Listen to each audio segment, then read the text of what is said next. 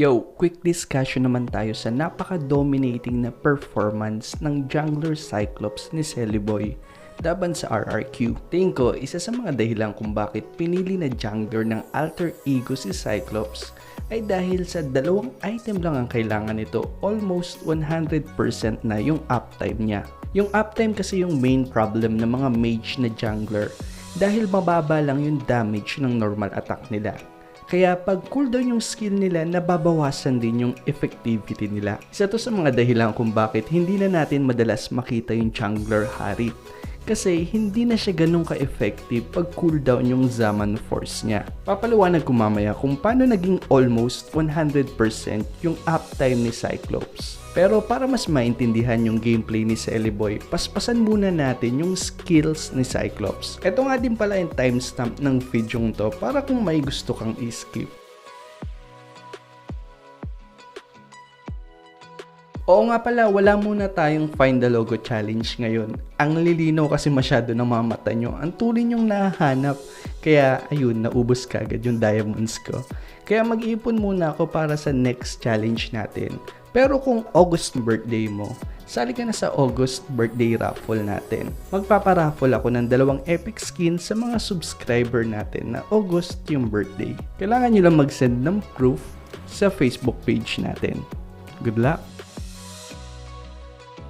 Ang passive ni Cyclops, tuwing tumatama yung skills mo, nababawasan yung cooldown nito ng 0.5 seconds.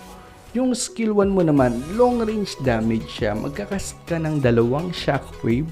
Kaya pag tumama to, bawas kagad ng 1 segundo yung cooldown ng mga skills mo.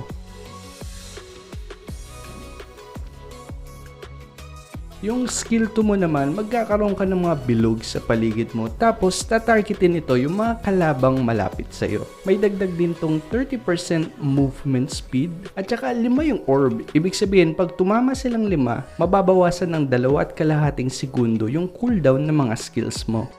Yung ultimate mo naman, pang immobilize siya ng kalaban.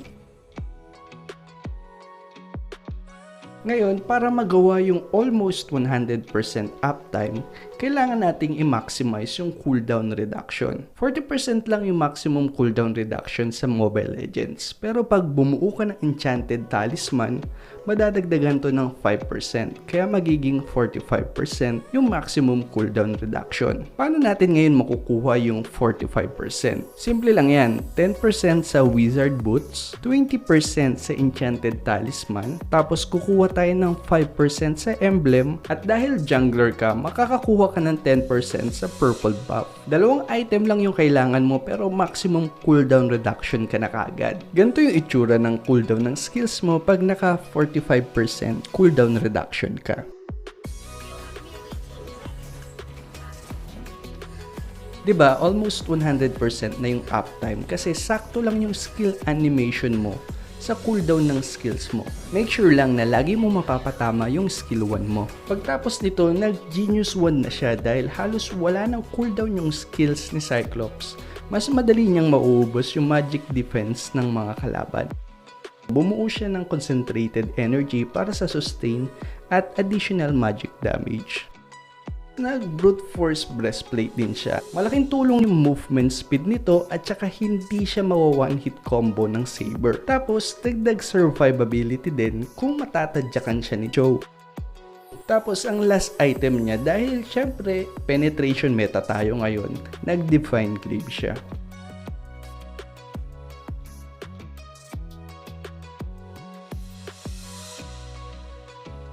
Pagdating naman sa jungle rotation, mas matulin mong matatapos yung purple buff pag inuna mo yung skill 1 kesa sa skill 2. Nagde-decay kasi yung damage ng skill 2 mo pag sa single target lang siya tumatama. Ganito din yung ginawa ni Celiboy dito. Tapos normal rotation lang muna yung ginawa niya dito. Purple, tapos Lito, tapos Bear, Orange, Kramer, saka siya dumalaw sa mid. Jungle tip lang, pwede mong gamitin yung ultimate mo sa mga jungle monster para mas matulin mong makuha yung buff. Matulin din naman magko-cooldown yan dahil sa passive mo. Isa Isa naman sa mga dahilan kung bakit tingin ko hindi nahirapan si Cyclops sa laban na to ay yung draft nila. Pinag-isipan talaga muna ng alter ego bago nila pinasok si Cyclops. Kasi bukod sa last pick nila si Cyclops, kumuha din sila ng Hardy na pwede maging backup jungler if in case na may mapick yung RRQ na makakakontra sa Cyclops. Solid din yung frontliner nila na magpro-protect at saka magsusustain ng damage para kay Cyclops. Bukod dito, tatlo din sa kanila yung may pang-displays para hindi mahirapang pumosisyon si Cyclops. Ibabato na lang ni Jawhead tapos ibaburst ni Cyclops o kaya hihilahin ni Ruby o idudura ni Barats saka ibaburst ni Cyclops. At least hindi na kailangan pumunta sa harap ni Cyclops para lang tumama yung skill 2 niya at magtuloy-tuloy yung skill cooldown chain niya. Ang problema kasi kay Cyclops, hindi ganun kalayo yung range ng skill 2 mo. Dito pa naman manggagaling yung pinakamalaking cooldown reduction para magtuloy-tuloy yung skill cooldown chain mo. Kaya lugi si Cyclops sa mga long range meta tulad nila Chang'e, Pharsa, Kimi, Kagura at Eve. Kasi palapit ka pa lang, binubura ka na. Pero yun yung kagandahan sa draft na to. Kasi walang super long range na mahihirapang abutin si Cyclops. Ang meron lang yung composition na gustong-gustong kalaban ni Cyclops, dive composition. Dahil sa nature ng lineup composition ng RRQ sa laban na to, napakadali ng positioning para kay Cyclops kasi hindi niya kailangang ngumudngud sa kalaban para patamain yung skill niya. Kusa nang lalapit sa kanya yung kalaban. Halimbawa, pag nag-triple sweep si Saber, bura. Pag nag-Jeet Kundo o kaya Way of the Dragon, bura. Pag nag-jab knockout strike si Pakito, bura. Pagka nag-darkening si Lunox, bura. Pag lumapit si Claude para mag-blazing duet, bura. Kaya masasabi kong sobrang perfect talaga ng draft na to. Aral na aral talaga ng alter ego kung paano nila papaganahin yung Cyclops score. Pag-aralan naman natin yung mga highlights sa laban na to. Dito, ang ganda ng zone na ginawa ni Leo Murphy para di na lumapit yung Cho. Sa rank game kasi, may mga tank na sa gantong sitwasyon, tinutulungan na lang nila yung jungler nila na patayin yung buff, imbis na itabo yung mga manggugulo. Ang ending, nape-pressure masyado yung jungler na force silang mag-retry. Minsan, mali pa yung retry kaya naaagawan. Mababa lang naman yung damage ng mga tank sa umpisa, kaya imbis na tulungan yung jungler nyo, i-zone out nyo na lang yung kalaban.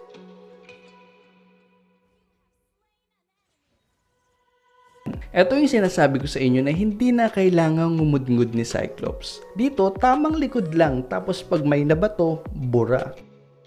Ang ganda sana ng sipa dito kay Cyclops. Kaso tignan nyo, bumak up kagad yung Ruby na interrupt yung combo ng kalaban. Sila pa yung nabura ni Cyclops. Kaya ang ganda talaga ng lineup na to. Isa pa to, tignan nyo, walang kahirap-hirap sa positioning si Cyclops kasi pag may nahila, patay. O kaya pag may nabato yung Jawhead, bura. Pag napasok naman siya, nandiyan kagad yung Ruby para mag-interrupt sa kalaban. At least, hindi siya makokombo. Pagtapos nito, nagtuloy-tuloy na lang din yung pag-snowball nila hanggang matapos yung laban. Oo nga pala, dahil sa paglalike at saka pagko-comment nyo sa mga videos natin, matuloy nag-grow yung channel natin. Dahil dyan, magpaparaffle ako ng isang epic skin. Ang kailangan nyo lang gawin, mag-like at saka mag-comment sa kahit anong video na i-upload ko ngayong August, o kung gusto nyo lahat ng video para more chances of winning. Good luck! Yun na lang muna sa ngayon. Salamat sa panonood.